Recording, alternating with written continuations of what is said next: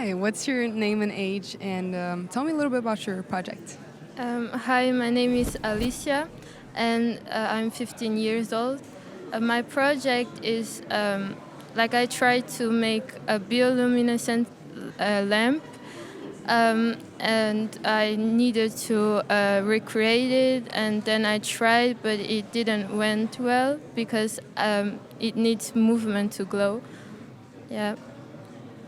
And why did you even come up with this idea? I got inspired by a video on YouTube because I saw like there was in ocean, and there was like a blue, very light color, and that fascinated me. So yeah, To recreate it. Okay. And how long have you been working on it since you saw the YouTube video? I think like 3 months because it really is a big process to recreate it. Yeah. And how do you feel after talking to the jury? Do you think it went well? Do you think you could have done something different?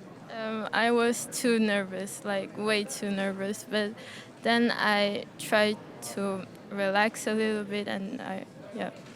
So is this, I can assume it's your first time doing this? Yes, yes.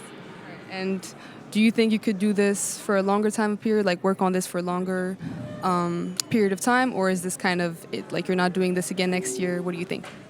I will develop a way to make it a lamp because I really got interested on.